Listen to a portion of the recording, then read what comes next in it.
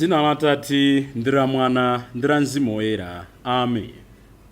Thambo ndi dziko lapansi zidzatha, zonse zimene tikuziona zidzatha, koma mawu a Mulungu sadzatha konse, adzakhalapo mpaka muyaya. Ndikulandireni abale ndi alongo pano pa Tiyankhule na Ambuye. Lero ndi pa 1 December chaka cha 2023. Pa 1 December timalemekeza, timakumbukira, timapempherera mliri wa HIV and AIDS. Ndi matenda amene ngati ine matenda osana ndigwire koma ndikhudza mnjira ina yake. All of us we are either affected or infected.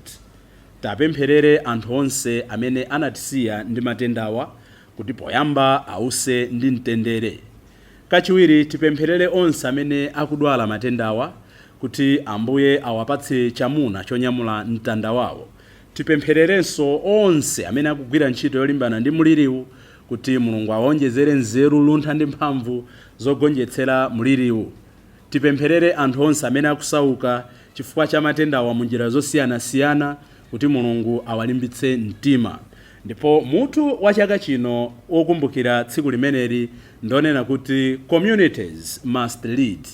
Ndiye kuti mmakuka mmidzi pakati pathu amene tikukhala tiyeni titenge mphamvu, tikhale ndi udindo olimbana ndi matenda amenewa.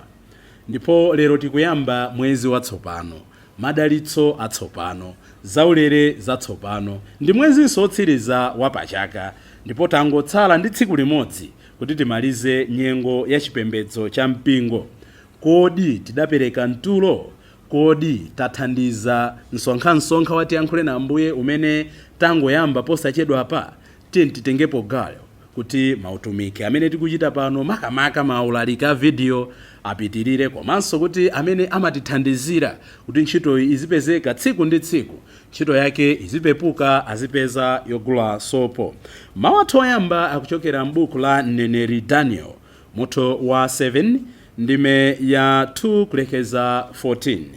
Amene akutiwerengera mawu oyamba ndi a Eugenia Nora Chigamane kuchokera ku Our Lady of Africa Maula Cathedral mu Archdiocese ya Lilongwe.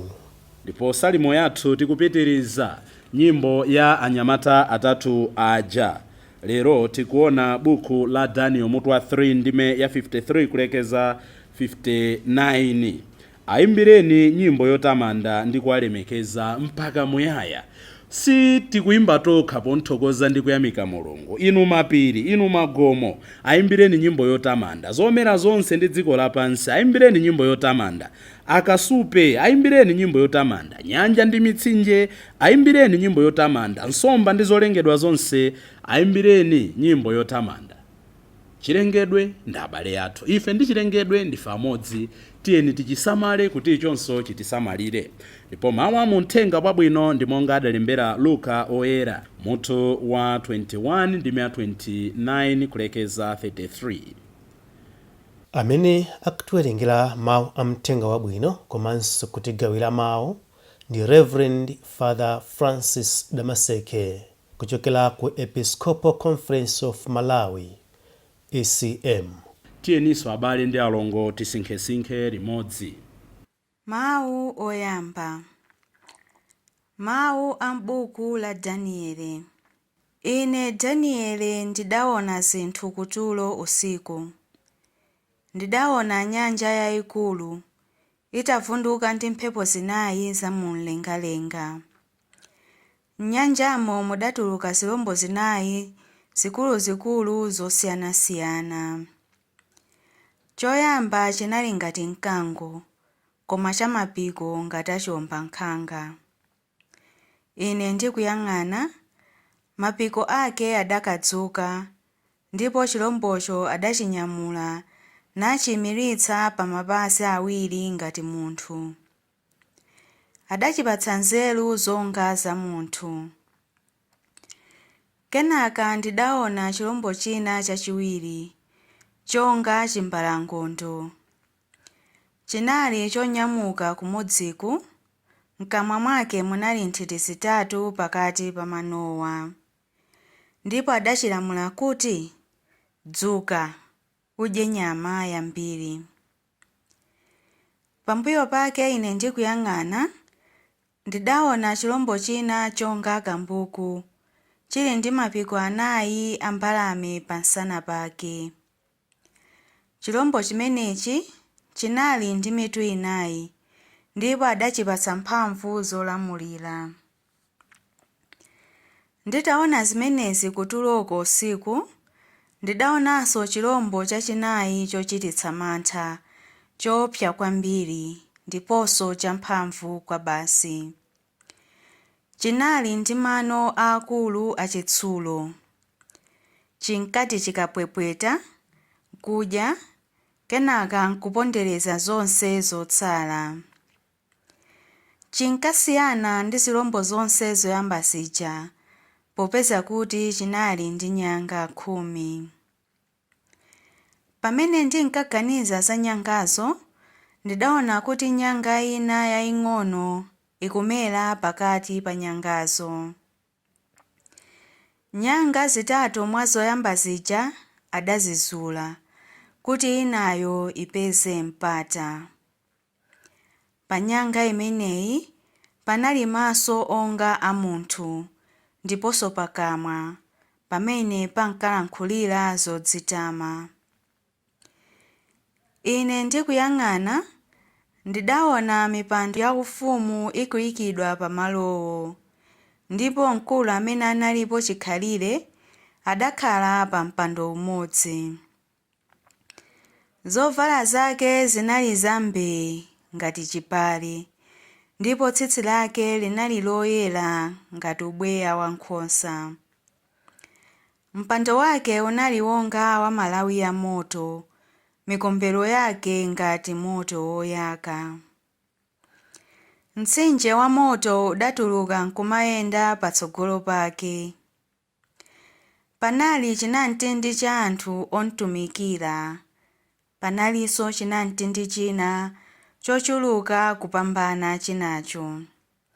Chimenechi chidayima pamaso pake. Tsono bwalo lidayamba kuweruza, ndipo mabuku adatsekulidwa. Ndidayang'anitsitsa chifukwa cha mawu onyada amene nyanga ija inkalankhula. Ndikuyang'ana choncho, chilombocho chidaphedwa, ndipo mtembo wake udawonongedwa nkuponyedwa pa moto. Zilombo zina zotsala, ngakhale adazilanda mphamvu zolamulira, adazilola kukhala ndi moyo pakanthawi.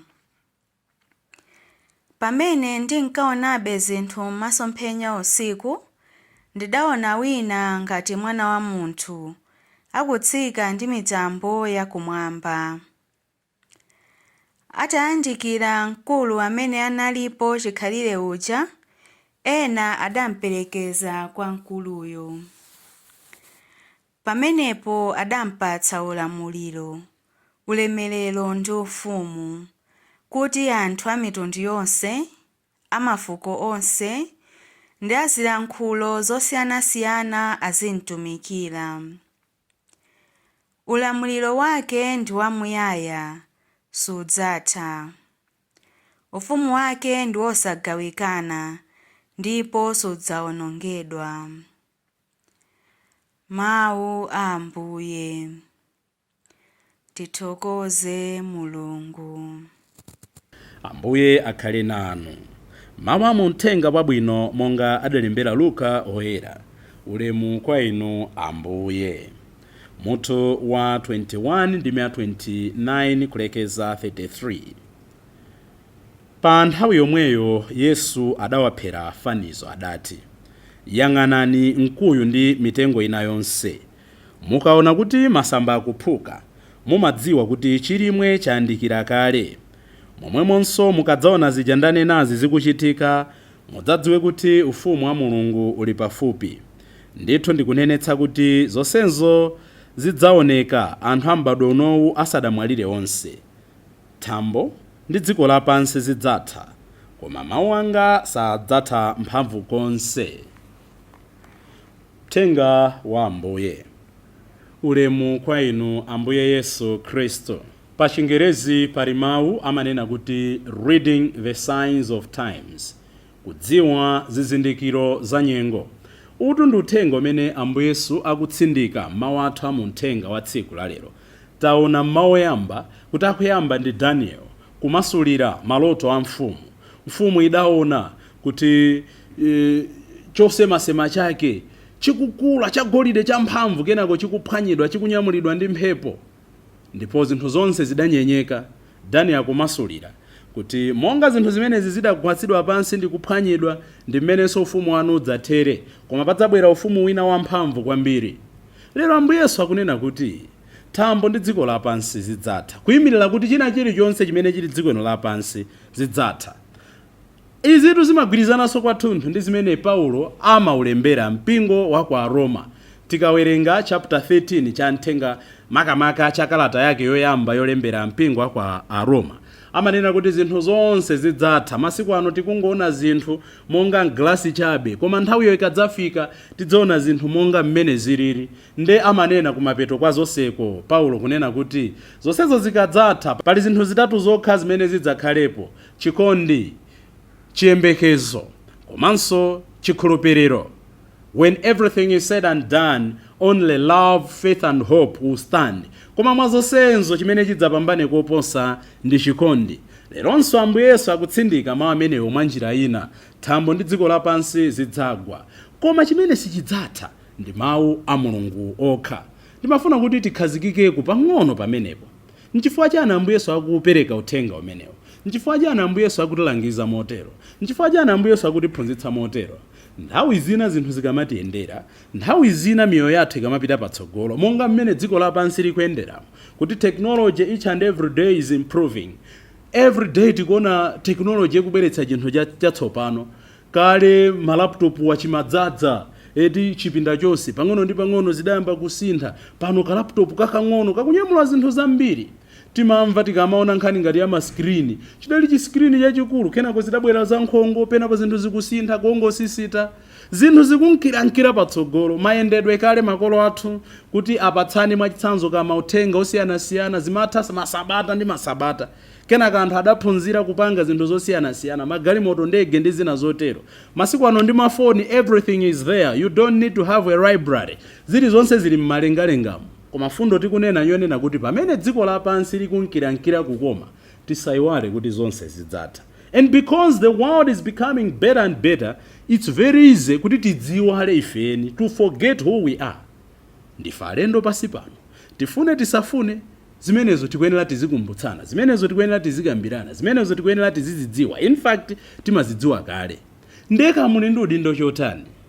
Kandine wansembe, unsembe udzatha. Inde timanena kuti ndiwe wansembe mpaka muyaya, usembe wako onga uja wa Melkizedeki, koma anomaonekedwe anga wadzasinthika.